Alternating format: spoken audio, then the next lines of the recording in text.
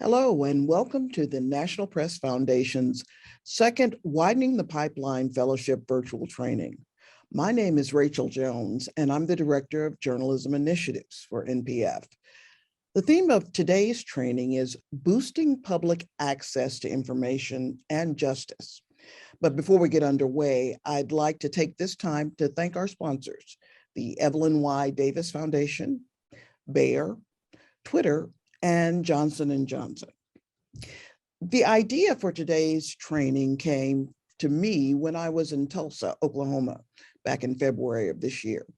That's when I got the chance to meet the founder of the Black Wall Street Times newspaper, weekly newspaper there. And Nehemiah Frank is actually the descendant of one of the victims of the 1921 Tulsa race massacre. And Nehemiah's theme, to paraphrase the reason why he founded the Black Wall Street Times, was access to information is the new civil rights movement. And that resonated with me so much because even in our advanced information age, there are still many people who don't have that access, who don't have the ability to search the internet or call their council person or really have the tools and information that they need to get policies and systems to work for them. So because we're still seeing those tremendous gaps in access, I thought it was important for the journalists in the Widening the Pipeline Fellowship to meet some of the leading journalists and organizations that are working diligently every day to narrow that gap, to make sure that as many people as possible have access to the information that they need to make their lives better. And our first speaker has done that in a masterful fashion through the development of the award-winning MLK 50 Justice Through Journalism organization. Wendi C. Thomas was a veteran reporter and columnist before she started the MLK 50 project. I had the privilege of getting to know her before that and have always been inspired by her story of how it started and why it started. So Wendi, thank you so much for joining us today. It's my pleasure. Thank you so much, Rachel. So I always love to have you start by telling how the project began. I know that you had taken at that point in your life a pivot from the mainstream newsroom. You were doing a Neiman. Take it from there. Tell us how MLK 50 began. Yeah, so after leaving the in 2014, I applied for a Neiman Fellowship at Harvard University and received that. And my goal when I went there was to incubate what would become MLK 50. I knew that the 50th anniversary of Dr. Martin Luther King's assassination was approaching, and I thought it was going to be important for me as a journalist to to kind of force the city to consider that what we'd done with his sacrifice. So I went to Harvard with the idea of incubating this, what I thought then would be like a year-long project. That was my idea. And I took a class in social entrepreneurship at the Kennedy School from a professor. I did the whole business plan, all that sort of stuff. Strengths, weaknesses, opportunity, threats, all the stuff you do to build a business. And my professor told me that my idea was not viable, that there wasn't any way to make it work, that there was no financial model that was sustainable in a low wealth community like Memphis. And so I took his discouragement and went back to Memphis and did exactly what he told me that I could not do, which was start this newsroom. Now that I think about it, I'm also remembering the last time I had a conversation of this type in this space. And I'm remembering something that you shared about from your childhood, about your first, was it your first opinion column? I want you to share that with us because, again, the theme for me today is so closely connected to why we're all in this business, being that voice for the voiceless, speaking and using our voice. So can you share that story with this audience as well? Yeah, so this is going back to 1983, I believe. It was about to be the 35th anniversary of Dr. Martin Luther King Jr.'s assassination. I was 12 years old, living in Memphis with my family, and we attended a slightly integrated church. And I say slightly integrated because it was only the presence of my Black family that made it integrated. And so on this particular Sunday, which was going to mark the 35th anniversary of Dr. King's assassination, I naively expected that our white pastor would say something about Dr. King in the sermon, maybe blessed are the peacemakers, something like that.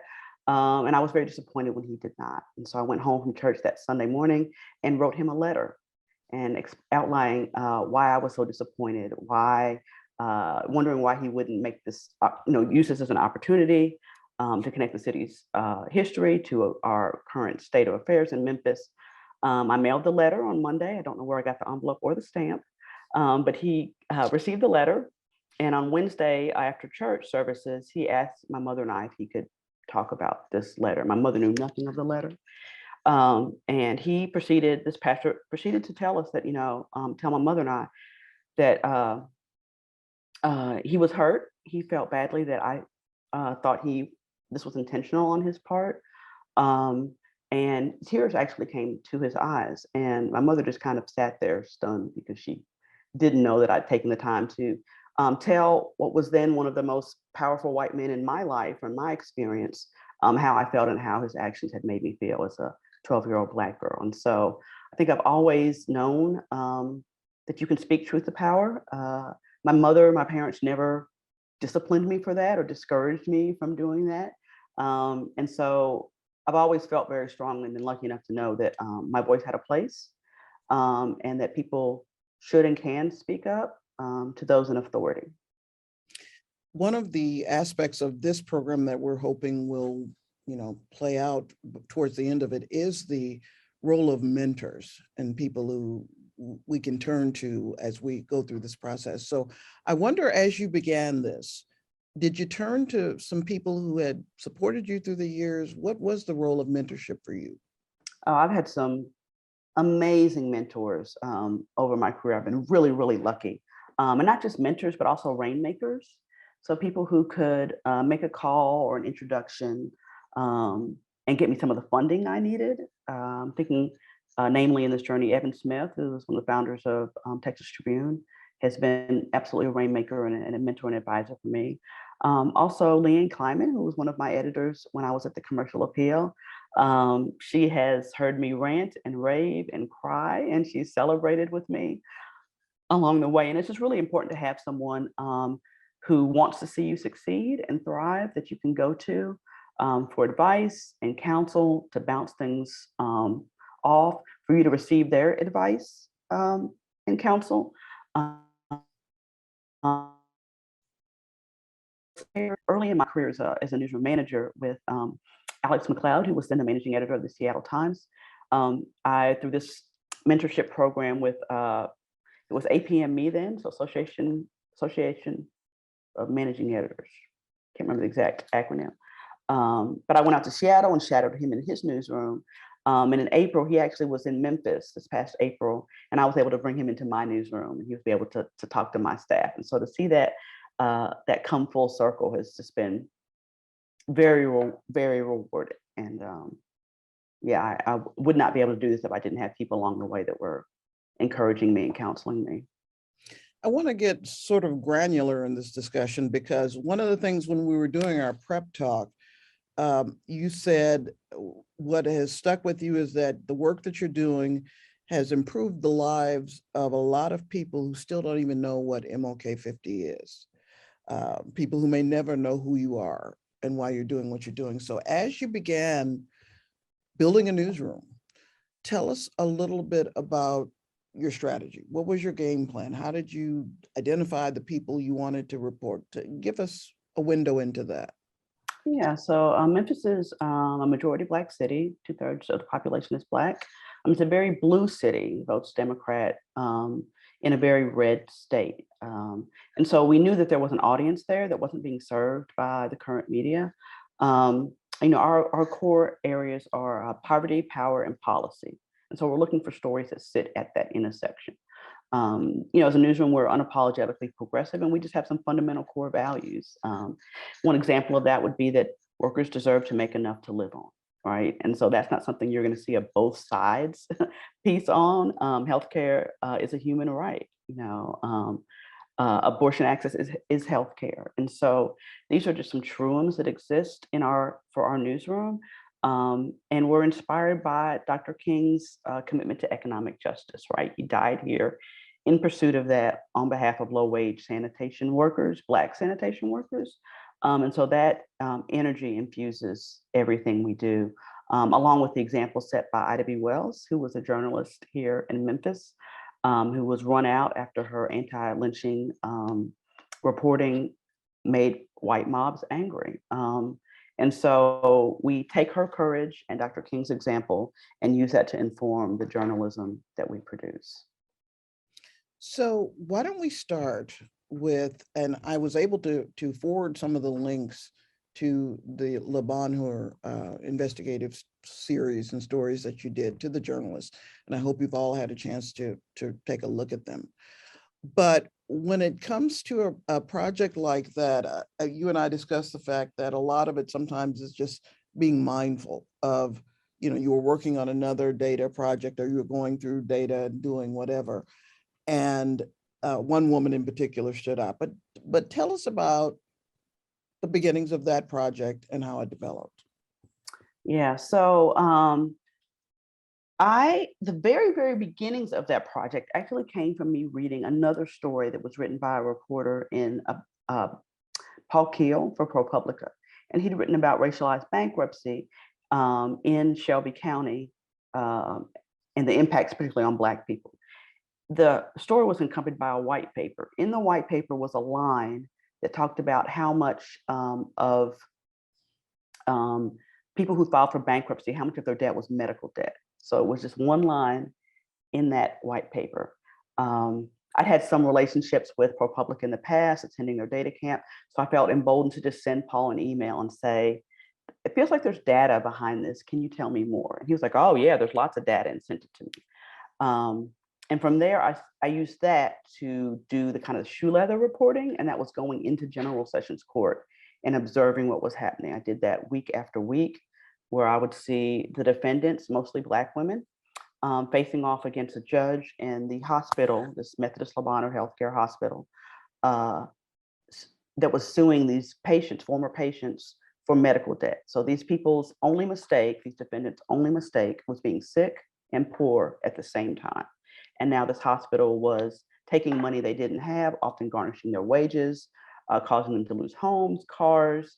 And this is a nonprofit hospital that's supposed to be providing charity care to the poor. Well, so tell us about, you shared the 4 stories with us. Can you walk us through the elements of each of the 4 or the 5 that links that you sent us?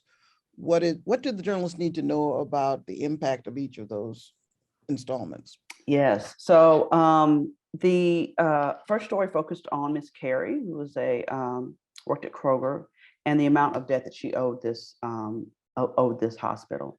I followed her story. We talked earlier about like just the care you have to take with and the attention you have to pay and the detail.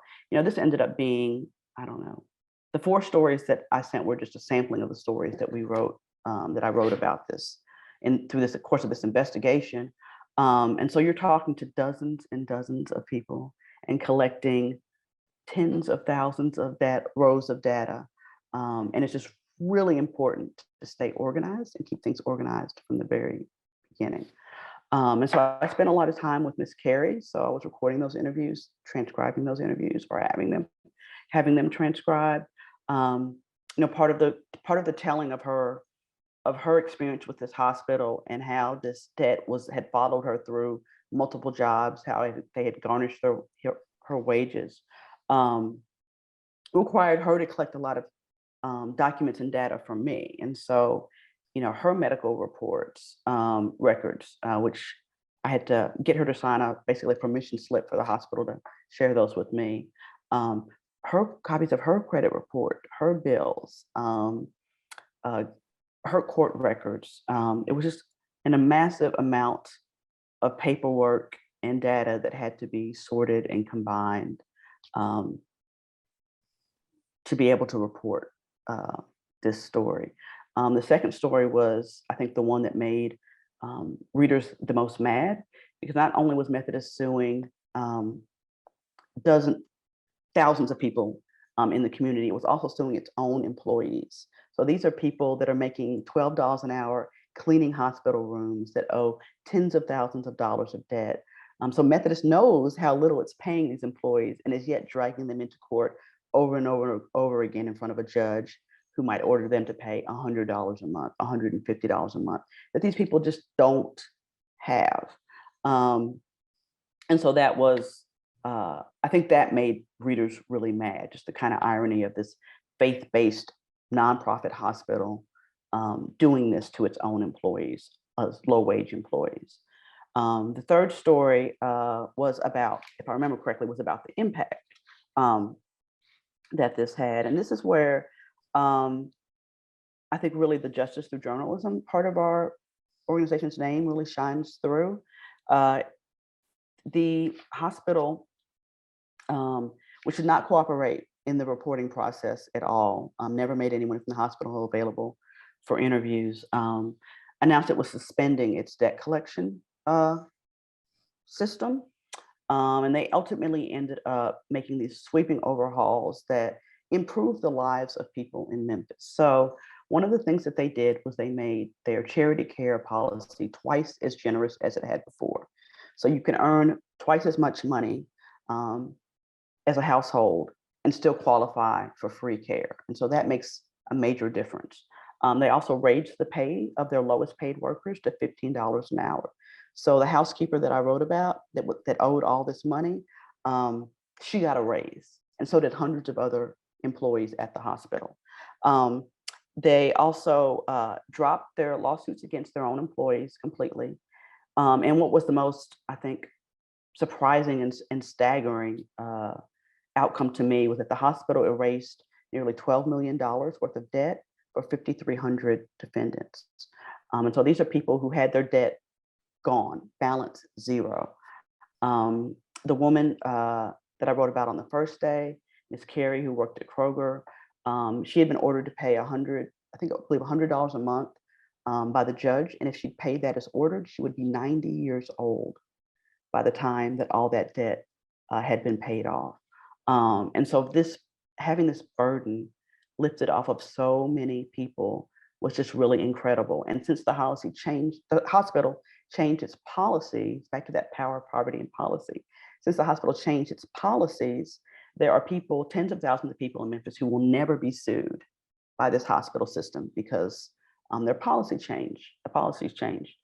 And when I think about to the early days of MLK 50, this is exactly what I want to do. I want to be able to make a memorable, tangible difference in the lives of vulnerable people in Memphis. And with this reporting, we were able to do that. One of the things I find is almost a constant when I talk to journalists like you, who do these amazing projects and who have tangible, quantifiable impact that they've made, is that they don't even feel comfortable using the words courage. They don't see themselves as, superheroes or anything like that. But when I think of, well, let's just mention a speaker at our last training, Lulu Ramadan, who wrote about the Big Sugar and the burning of the black snow. She talked about the fact that she had to obviously work 4 times as hard to make sure her data was correct because Big Sugar was going to come along and challenge it and say, well, you don't know what you're talking about. But I want to ask you about your situation with Lebaner. As you're doing this investigation, you're coming to them to get their responses. What was that like? What sort of tactics did they use perhaps to try to maybe throw you off? Yeah, so very, very early on, even before I started reporting this project, which I did in conjunction with ProPublica, I wouldn't want to leave them out because they did a lot of the super heavy data crunching work. They refused to cooperate. They never did sit down for an interview. When I would run into their lawyers at court, the lawyers would be polite, but they would not engage. And so I was having to do this reporting without the benefit of the hospital engaging with us. And so that makes the reporting harder, right? Because you have to work doubly hard to make sure that everything you're saying is accurate. One thing that MLK 50 practices and ProPublica practices, a lot of newsrooms practice, is the no surprises rule. And so before we published the story, we went back to the hospital and sent them a list of like all our key findings and questions to give them an opportunity to respond and say, no, that the conclusion you've drawn there is wrong, or these numbers aren't accurate, or you're misreading this. And they pretty much did not answer most of our questions, but we'd given them the opportunity to say, this is wrong, and they didn't do that. And so that's kind of part of the bulletproofing your data process, is giving your sources an opportunity to respond. And we did that repeatedly, and they did not feel inclined to participate. One of the things I think that made this story difficult, the most difficult logistically that I've ever done, is that the data didn't live all in this one place. And so you were having to collect this bit from this database that didn't talk to this other online database, that didn't mesh with the records that were only available, paper records in the basement of the courthouse, that you had to write down the case number on a Post-it and give it to somebody across the desk, and then they give you back. So the whole thing was incredibly laborious, and keeping track of what you were doing and where you'd gotten documentation from was essential to being able to write this piece, and to be confident that your numbers are right, your data is right, how you've assessed what happened is accurate. And how large was your staff during that? Oh, so when we were reporting this, I was still, we didn't have any full-time staff. So we were all still freelancers, the people who worked on this. I was doing this and running and growing MLK 50 at the same time. And I had a photographer who was contracting part-time, a managing editor and assistant editor who were also part-time, that were working for MLK 50. And then ProPublica, of course, is a large newsroom, and I was working closely with their data team there. And then my editor there, Charlie Ornstein, who was a brilliant, wonderful man. Give us some more insight into the ProPublica connection and how people at papers around among the fellows, how they might start to consider that maybe this is something they might be able to do. Yeah, so ProPublica has a local reporting network. And so what they do is partner with journalists in various newsrooms across the country. And so part of the application process is, it's usually a year-long commitment, fellowship. You have to submit a project plan, basically a synopsis of the story you'd want to do before they will, in the application process. And you have to do a lot of reporting in that project plan, right? They want to know how you'd report the story, where would the data come from, who's being harmed, who's accountable. Best case scenario, what are the changes that could be made? ProPublica produces journalism with moral force, and so they're looking for stories that, if done well, can have the kind of impact that the Methodist story did. And so it's good to know, even before you've gotten that kind of a job or that opportunity,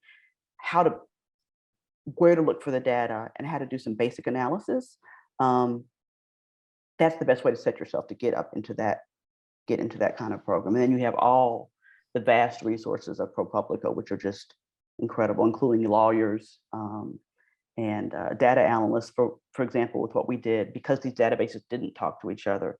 One of the staffers on ProPublica's data journalism team wrote an algorithm to scrape sites to pull things into a database that then we could manipulate. That's not something that I know how to do. Maybe I could have figured it out with 2 or 3 months worth of time. But partnering with bigger organizations like that, I think, is a way for newsrooms like the size of ours to produce journalism that can change lives. I want to open this up soon for the fellows to join in, but I wanted to talk about the issue of lived experience. So many of us hear that in our interactions with managers, with editors, and just in life in general these days. And it can sometimes be conflated or sort of mixed up with, as a person of color, I want to bring light to these issues. I want to raise awareness. I want to give access. And it can be sort of second guessed, or felt as if maybe we're too close to the issue.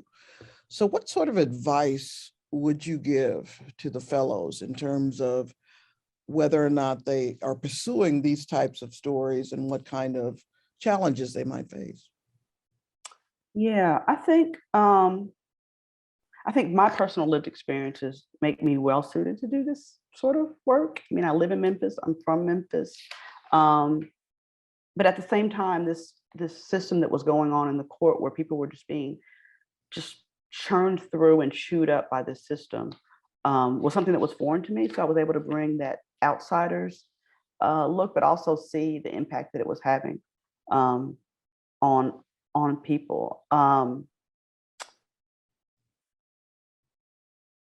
don't think that answers all your questions. So phrase the last part of that again. So I'll make sure sometimes what can be seen as our passion, for me, I'll speak to myself. I always knew, being born and raised in Cairo, Illinois, experienced that particular brand of racism and struggle that we had there. I always knew that I would grow up and devote part of what I did as a journalist to those kinds of issues. Again, voice to the voiceless. And yet there have been times in my life when people have felt like, well, that's too much of a personal sort of, or I use the classic example of me writing about Head Start and hearing about the welfare reform when I was covering family and children for Knight Ridder in DC. And I almost got fired for writing about being a Head Start child and why I felt the program was important. So I guess I always am looking for ways to sort of arm the fellows with, how do you respond when people challenge that? When they think perhaps you're not objective enough? Right. So I think the idea of objectivity is a myth. I think objectivity has been just a code word for hetero, white, cis, middle class, middle age, Christian, college educated, American born white man. That's what objective is meant. And so the news for generations has been filtered through that lens, right? And so I don't make any pretense to be objective. I am who I am. I'm a Black woman living in the South.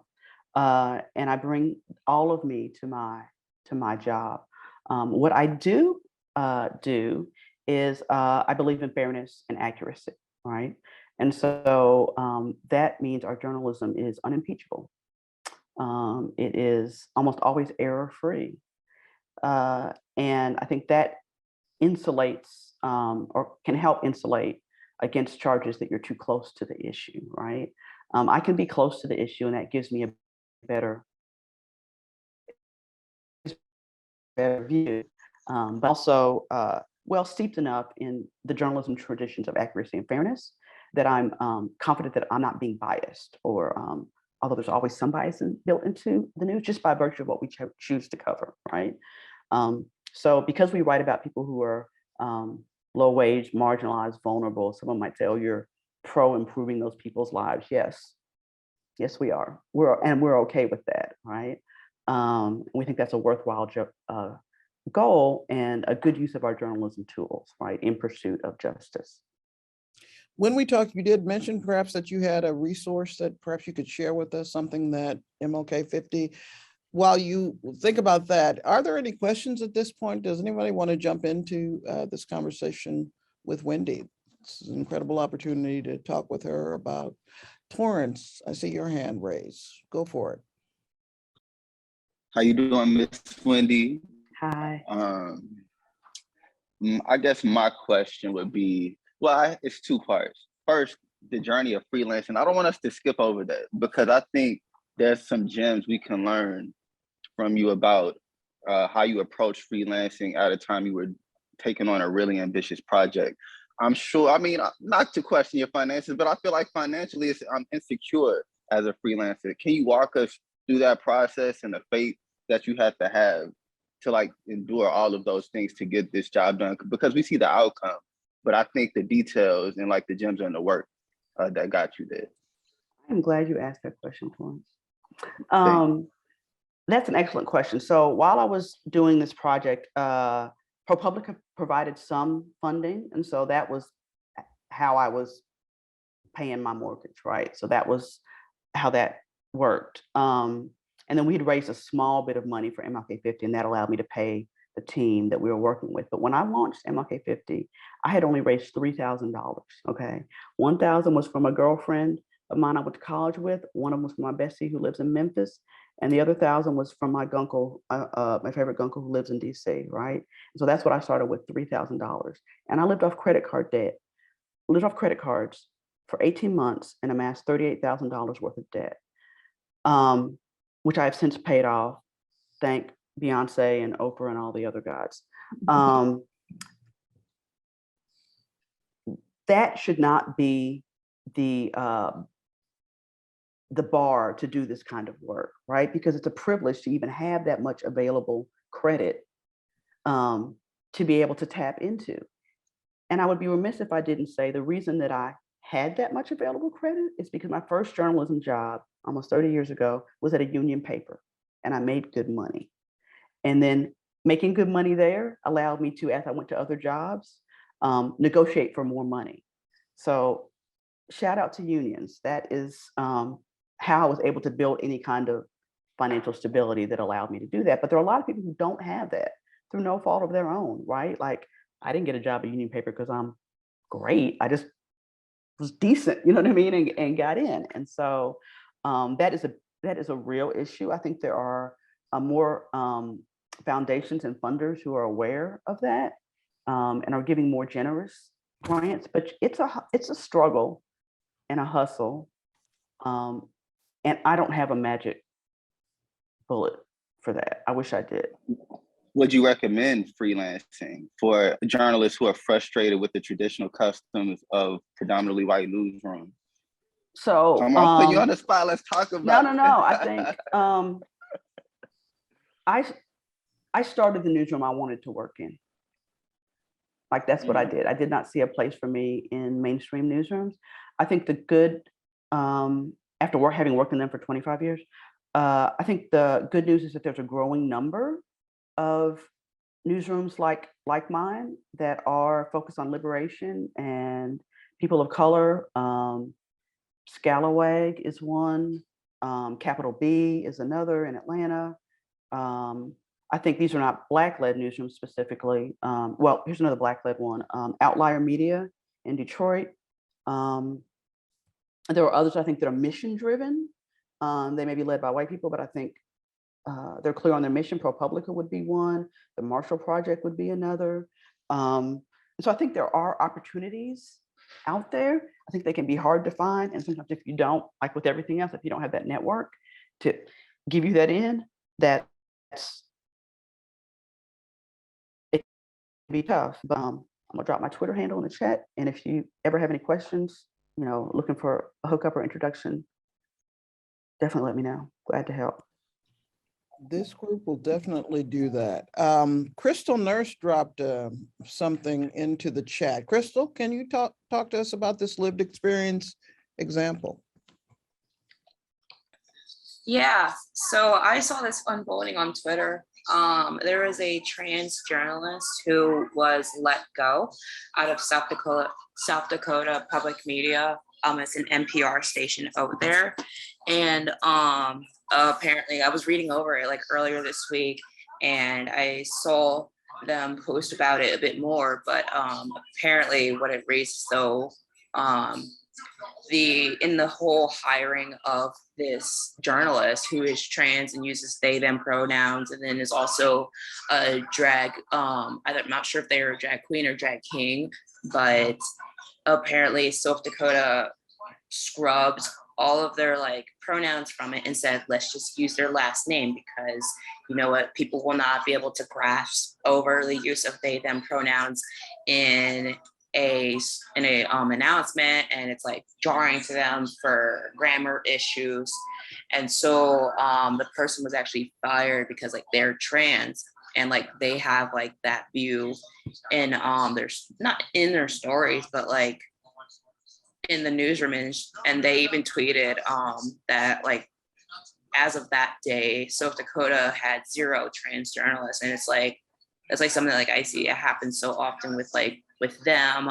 Felicia Somez at the Washington Post, who had her sexual assault allegation and is removed from like reporting on it, where it's just like that whole like view of objectivity is like weird. And like I even had it happen to me last 2 weeks ago, where I tweeted out because there was a shooting that happened in East Lansing, where police shot some guy who allegedly stole food, which we found from video surveillance that he paid for some foods and then he stole boxes of corn, and he carried a gun inside the store. Michigan's open carry no matter what. Meyer can say you can't carry in our stores, but Michigan is open carry, so Meyer had no grounds to like enforce it except just saying like, can you leave? But they never approached him. The 911 caller was very like, whatchamacallit, she was very like emotionless when she was calling 911. She's like, there's a man who ran inside the grocery store and he has a gun. And then it led to like police shot him, like 2 bullets actually landed on the guy who is Black, and one was up on his chest about like right, like pretty much like not on, I'm trying to remember from the video, I believe it was on the right side of his chest, and another one landed on his leg. And so Crystal, what it sounds like to me, and I want Wendi to address that issue of very open and obvious attempts to erase lived experience, and in the trans community we're seeing that probably every other day in some of the policies and laws. What are your thoughts on that? Yeah, I think I can understand why some, the editors of the publication in South Dakota, I would bet my next paycheck are white men, right, with very little experience with trans people themselves, and just don't know what to do and are prioritizing their reader sensibilities, what they think their reader sensibilities are going to be over, letting people live, and just exist as they are in the world. I think those things are a slow process, unfortunately. And I think the editors in South Dakota may be doing, they may be insulting their readers in some way, right? That they couldn't learn or understand about they, them pronouns, right? The newspaper is also where to share information, and it's also to educate, right? And so it's okay for the newspaper to say, you probably haven't seen a single person referred to as a single individual referred to as a they, them, but here's why we're going to do that and we're going to respect that. And so I think there are newsrooms that get that to do that. I'm going to jump in here because Laura offers an interesting question that, as somebody who's focused on global health in my career on this continent and in East Africa, but she says, how did you overcome the anxiety about reporting on health? Because she took an investigative health reporting class, loved the work, but felt like the mountain of wrongdoings in the industry was just overwhelming. And for me, covering maternal health, I find myself sometimes being really kind of depressed about how big the challenges are. So how did you get past that? Yeah. Can I just jump in? Yeah. Sorry, can you hear me? Sorry, I'm actually, I'm traveling. I'm actually driving through Alabama. So all of this is really relevant to what we're talking about. But Hi, let me turn my camera on too. Hi. So I took the investigative reporting class. It was great. I loved it. I wanted to pursue doing health investigative reporting, but you know, personally, my dad had a stroke a few years ago. He's in a nursing home, and that semester was really heavily focused on investigating nursing homes. And like they had us go to like the worst nursing home in the city and like find out why their book was out of date and like why things were going wrong. And I was like really into it, but I just found and I don't know, maybe it could be a case like with just me that it's a little too close to home and like a little bit of a conflict of interest, but I felt very passionate towards it, but I just really did get hunkered down with the heaviness of the topics and stuff, because there's just so many things that are messed up. Like I'm sure, as you know, things are crazy bad. Yeah. No, I think that I am often overwhelmed. I am a big proponent of therapy. I'll just be really kind of, open about that. And I think that has helped me a lot in managing the stress and the feeling like there's nothing I can do that's going to be enough, But the problems that we have, that's definitely an elephant. And the way to eat an elephant is one bite at a time. So you just find your little piece or corner of what you're passionate about. And you dig in there, right? You can't save the world. You can't fix all of the problems in nursing homes, but you can expose one piece of that. And so even in reporting on the hospital debt, there were all kind of other predatory systems that were impacting these people's financial lives, like payday loans. Like that's a huge issue. And a lot of people were relying on payday loans to make their payments to the hospital system. Then there was also the issue of these really, really crappy, unscrupulous used car lots. People because mass transit is really bad here in Memphis. People were getting these really bad cars at obscene interest rates they were being charged way more than the car was worth. And so that's adding to their financial stress. Often their jobs didn't provide health care. So while they're trying to pay off this hospital bill, their health care is worsening on other fronts and they can't afford the mess, right? And so all those things just combine to where you want to just go home and cry. And you're just like, the system is it's so messed up. One thing I will say that a mentor of mine told me is that the system, people like to talk about systems being broken, and the systems aren't broken. They're doing exactly what they were designed to do, right? They are rapacious, and they're designed to exploit labor and people. There's a lot of money to be made off of poor people. And that's what these systems do, whether it's the hospitals suing patients for hospital bills, or it's these predatory car lots or payday lenders. And so you just have to pick out that one thing, right? And just drill down and focus on that one thing, with the hopes that exposing these things will get more people energized and feel compelled to pressure legislators for action, policymakers for action, mobilize friends and communities. Yeah, but I think it's okay to get overwhelmed, be overwhelmed, give yourself 4 hours to be overwhelmed, and then get back to the work. I want to save time for you to end with your bulletproofing, fact-checking exercise that you told me about.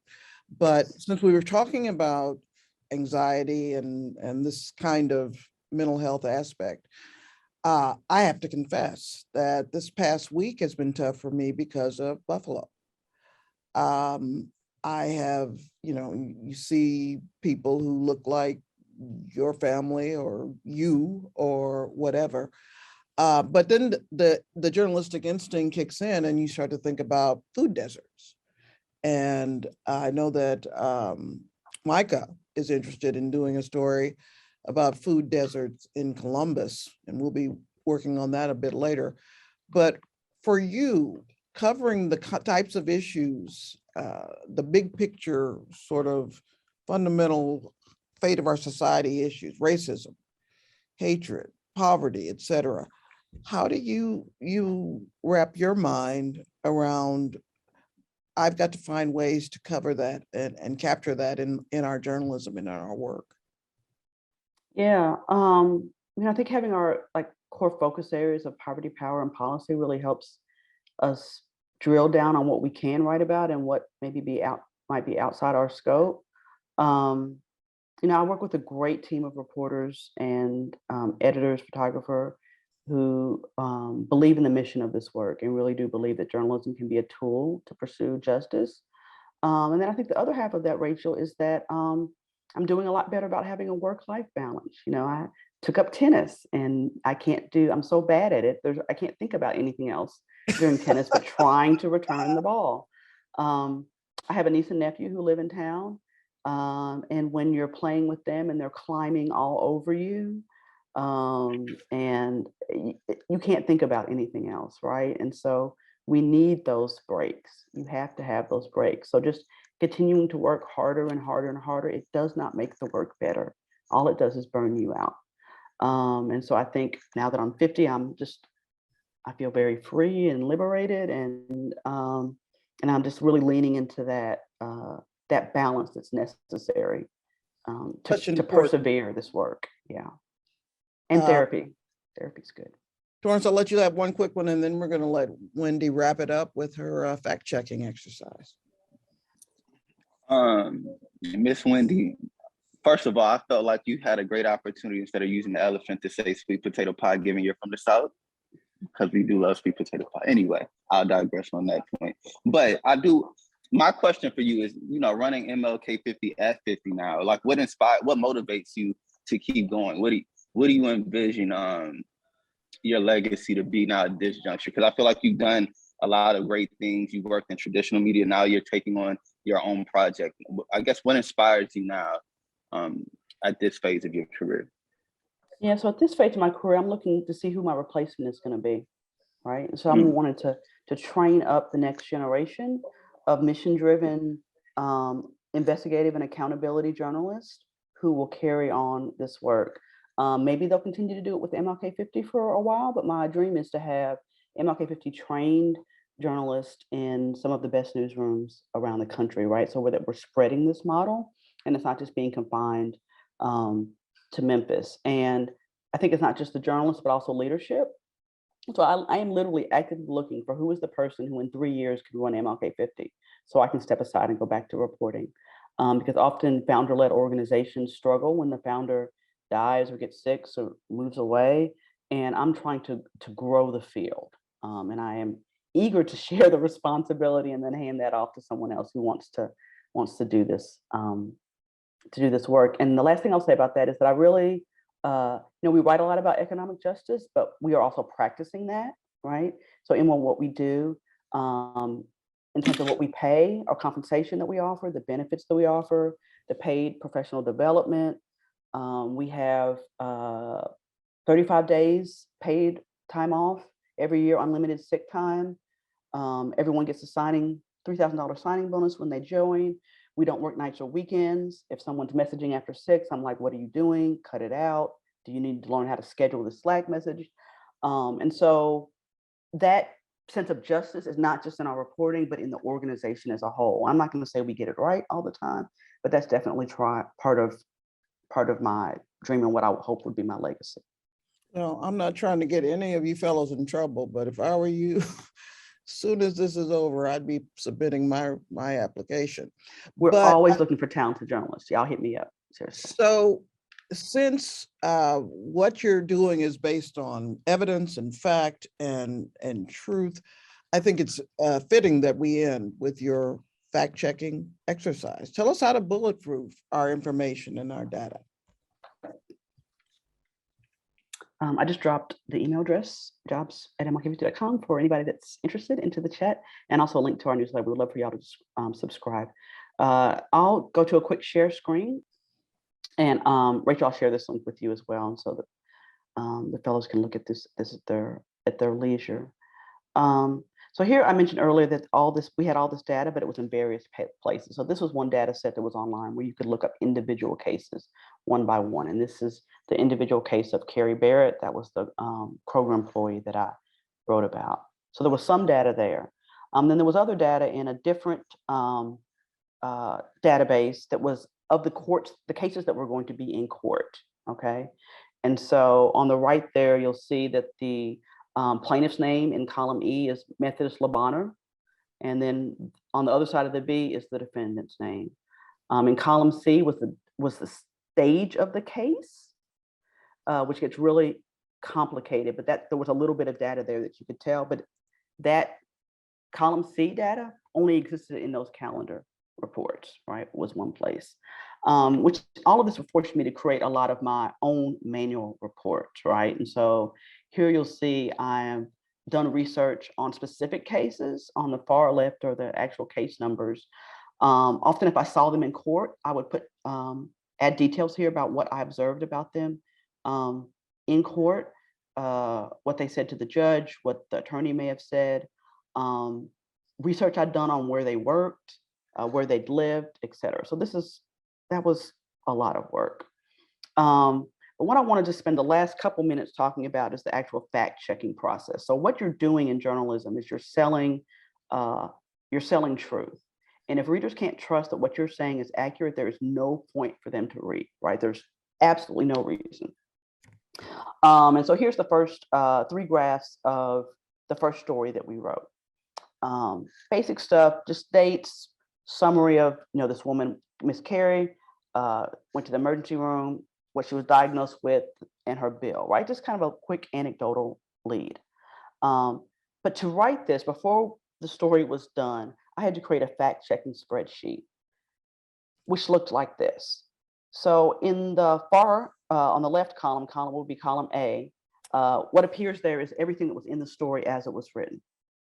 Okay, so basically the story, line by line, exists in that first column. The second column would be the name of the file in which the fact that I'm using is there, right? And so I got a copy of her medical records with her permission, scanned those in. I noted what page that piece of data was, and then you have there the detail was her emission date. So for me to be able to write in July 2017, I had to be able to show that emission date was in July 2007. Here, the annotated field, the next column, was just that this is a big document, and in that document, when you open the PDF, I will have highlighted where that one piece of information exists. The next column was who checked it. That's just initials of who my editor was, my local Memphis editor on this. And then we put any notes and then any reply. So if she didn't agree with something or hadn't found it in there, we would double check that. And so in this fact-checking spreadsheet, when I was done with this really long story, there were, I think, 350 rows of data. So you have to keep this stuff as you're going. Naming your file name, something that you'll be able to find quickly, annotating big, long documents so that the fact checker who comes behind you can find everything. And you have to do this to be able to sleep at night. You do not want to write a massive story, and then the day before it gets published, you're like, did I double check that? Did I get that wrong? It will drive you mad. And so this helps you sleep at night. So this was Miss Carey, the woman that really reminds me of mother. She very much reminds me of my mother. Very Christian, very religious, don't wear makeup, don't wear jewelry, wears the long skirts with a slip, even though they're lined, like just very much reminds me of my mother. As I said earlier, that if Miss Carey it would take her until she was 90 years old to pay that off. And so here, there are some lines about that specific, the math that I did. So there was no file name, it was just my math. And then I showed my work, right? Exactly how I came up with that. And anywhere that it was, that my math didn't match what my editor did, she would turn those cells red, right? And so we'd have to figure it out, do the math, right? And so that's how that goes. Despite this level of work, I still had an error in my story, which will follow me to my grave.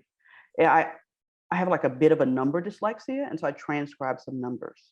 So I wrote in the original story, which we've corrected since, that the bill was $12,019. It was actually $12,109, right? So it improves the odds of your accuracy, but it's no guarantee that that will happen. I mentioned earlier that the hospital erased nearly $12 million worth of debt for 5,300 defendants. The way we found that out was counting it up one by one by ourselves. The hospital would not tell us how much debt they'd erased. So we had to take the case numbers for which a case satisfied notice had been submitted and manually enter those one by one into this database that's there on the left. I hired a team of researchers to do that. Some of these folks were in college or even in high school that worked with this code crew data organization that's seeking to get more people of color into the field. And so that's how we were able to come up with that number. So sometimes the work gets super granular. One other quick thing I'll mention, this is not my story, it's one of my reporter's story on housing policy, is the importance of having a data diary, right? So if you're using data sets that are online, you have to create a step-by-step guide so that your editor can follow these steps and get the exact same results that you did. Again, this is about bulletproofing your data. This kind of work takes a really long time.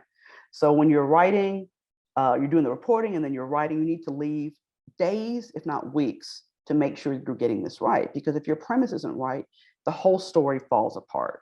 So it's just really, really, really important to be able to do. And these are the full-time members of my team right now. We're adding another woman next month. And when we do that, then half of our team will be Black women, which I'm very proud of. I need you to say hello to Adrienne Johnson when you get back. I will. I absolutely will. In Raleigh and haven't seen her in years. And so I'm just thrilled to see her. She is a joy to work with. She's wonderful. Well, speaking of a joy and an inspiration and someone whose intellect and commitment and energy is just inspiring to me, that would be you, Wendi C. Thomas. So I'd like to take this opportunity to thank you for taking the time to meet with the Widening Fellows. And please be aware that we will probably want to have you come back either for another virtual session or for our final training in Washington, D.C. next. That would be amazing. We could I would love to drill down on that. So let's give her our virtual round of applause, fellows. Thank you. It's good to be with y'all. Yeah.